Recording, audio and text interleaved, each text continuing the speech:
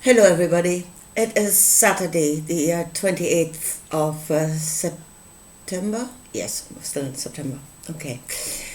Uh, yes, I want to talk about the stakeholder heaven, the way of Jesus. Because it just came to me this morning. I've been listening to a lot of politics over the last few days. Yeah, and there's a lot of biblical stuff going on in there.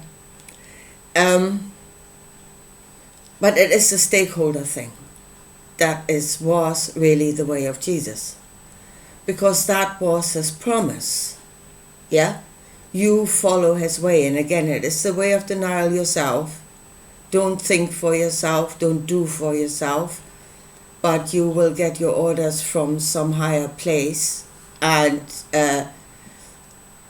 you will have to completely trust and obey orders blindly, because that is what he did. But then the outcome will be that you will be part of that kingdom. Yeah? You will be sat at the table of God. Yeah? You will share in his glory. You will have a stake in that kingdom if you follow the way of Jesus. That is the promise. And then it's really, your reward will be in heaven. And that is not heaven being a place somewhere else that you go to after death. That was never the idea. Heaven is when that system is completely established on earth. Heaven will come to earth. It's not somewhere we are going, it is coming here. And that is the Abrahamic religions from the beginning. People keep confusing it with the Eastern ways. We're getting out of the solid and we're becoming beautiful light beings and we're getting out of Maya or whatever. That, in Maya, I've seen Maya, the definition of Maya as the creative power of God. Yeah? So no, we are not, the Jewish tradition was never to get out of Maya. It was to be the creative force. Do your scriptures not tell you, ye are gods? They are the creators of realities. So could we all be, but we don't. We're waiting for something to come and save us or have our reward after death. But that was always the idea. That they will be the creators of this world. Maybe in cahoots with something else that is not of this world. Especially with Jesus. Yes. And now, in the Bible, let's say, there are different gods. And Elohim, I've heard the translation of the powerful ones. Yeah? They are the powerful ones, and there's more than one powerful one. They all have the same intention, and that they are one, that they want to rule over this place. But I say they have different ways. They are different beings with different ideas about how to achieve that. Now, I've heard especially Paul Wallace saying at the moment Jesus is completely different because he does not endorse Yahweh. And the more I think about it, no, I don't think he does. But the point is, there's more than one powerful one. Yeah, so all he does endorse is another powerful one. It's just not Yahweh. Now, in the book, during the story, there's several ways which obviously they need our compliance in order to rule over us. And there were several ways in the book of how to achieve that compliance. And the way of Yahweh was definitely brute force. He's really a brutish, uninspired critter. He really is. Brute force. You do as I tell you, or I will open the ground beneath your feet. And it will swallow you up.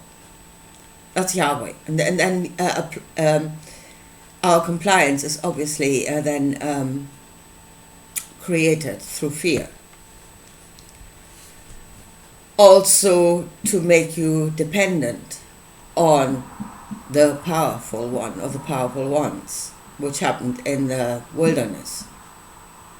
Yeah, where they could not sustain themselves and they were dependent on manna from heaven, of the powerful ones giving to them. And then, afterwards when said, well, we were so terribly good to you. Yeah, we fed you in the wilderness. Well, you let them into the wilderness in the first place, Maybe that's beside the point, I don't know. But that is the way of Yahweh. And as I said, it is rather brutish. Primitive, really. Powerful maybe, but in a very primitive way. And then as another way is where we're being taught about the perception of ourselves and the powerful ones. Yeah? And where we actually come to a point where we believe that is the order of the cosmos. That is creation, it cannot be changed. It is the one truth. There's this mighty God, this mighty being, and we are nothing. Yeah? And again, then our acquiescence comes from believing that this one being is so much more powerful and that we must do because it is the only one or only thing that knows. Yeah, and again, maybe our survival in a way is dependent on it, because we cannot do it for ourselves. And that is then really the way of belief. And I would say those that believe, that have actually that mindset inside of themselves, the perception of themselves and the perception of God as God Almighty, and I'm nothing, they are probably the easiest led. Because they have accepted that as the order of the universe and they will not even try to go up against that. They are in full acceptance of that, which is not truth. It is not the order of the universe, but I would say they are the easiest led. But then Jesus brought another way. And that is just that. Yeah? You do as you're told and you're going to be a stakeholder. In the kingdom there's going to be a reward in heaven. Well, once heaven gets here. There will be a reward. You will be sat at the table. You're going to be at the feeding trough. Of course, what is required of us in any one of those scenarios is always the same. We have to deny ourselves. We have a knowledge of good and bad and we must go up against that. We must suppress our own knowledge of good and bad, whether that be out of fear of punishment or because we need to survive, or because we honest to God think everything that we think is absolutely wrong and bad and sinful, so we must beat ourselves up, our own knowledge, and listen to the enlightened one, or even the way of Jesus. It's the same thing all over again. You need to suppress your own knowledge for another mighty one to come and rule over you, because that's what's happening in the book of the Revelation. Yeah, the mighty Borg cube will come to rule over this world. But as I said, the way of Jesus is, first of all, you're doing it out of your own free will. Yeah, you're working very hard on yourself. Yeah, to get rid of yourself in order to have your reward in heaven. I mean, every scenario is the same thing. Yeah? Our knowledge of good and bad is being suppressed, and we are as gods in that we know good and bad, but never mind that. that's been suppressed in order so that we can be ruled over by a mighty one. And as I said, in case of Jesus, the Father in heaven is another mighty one. So, we can't stand here now and say, well, the next one that is going to come is the one. And he will do it all for us, and he will dry all our tears, and he is the one. Really, I swear it is election time amongst the gods. And it is bloody Ghostbusters. Choose the form of your destroyer. Because it doesn't matter which one, yourself will be destroyed. Because that's what wants to rule over. Yeah?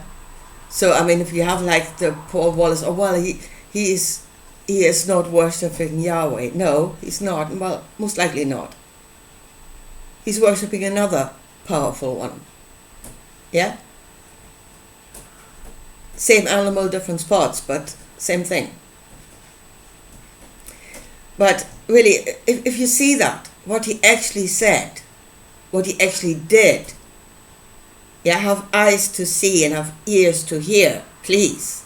Not what the church tells you the meaning of it all is. See what actually happened, hear what he actually said.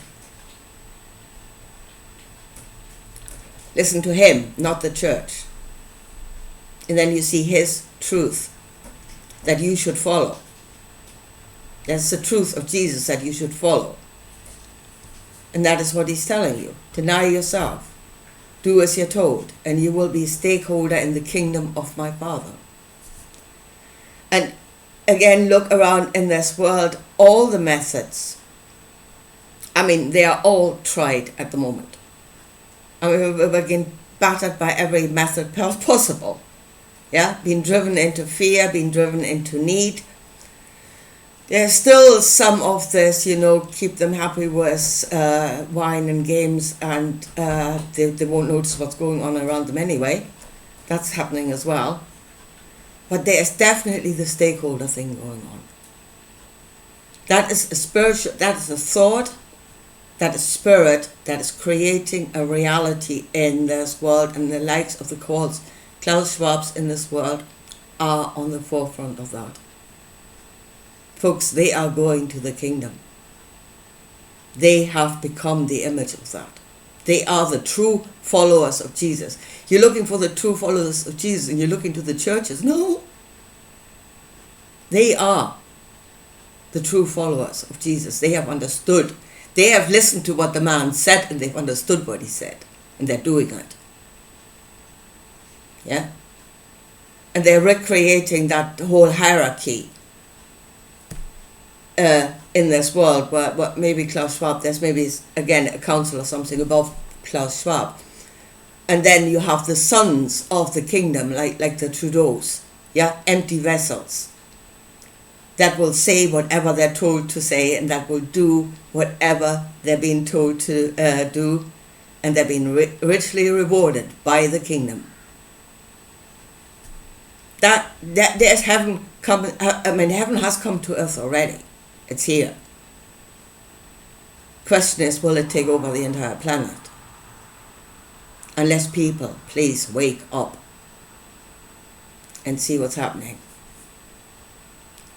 We're going to have a stakeholder heaven, because that is the way of Jesus. And that is the way of the powerful one that he served. And no, that's probably not Yahweh. As I said, Yahweh was an unenlightened brute. This one is a bit more sophisticated, but it's still a powerful one that wants to rule over. That hasn't changed. And we still have to deny ourselves in our own knowledge of good and bad. That hasn't changed either. So, and if we go there, we will go around the same circle again. And nothing will have changed under the sun.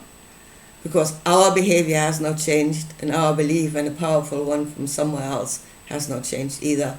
So the reality of this world will not change. There are other possibilities. There are definitely other possibilities of what this world could be. But if we keep doing the same thing over and over again, we will get the same thing over and over again. We will not create something new in this world. Anyway, here I leave it at that for today. And I talk to you again soon. Bye.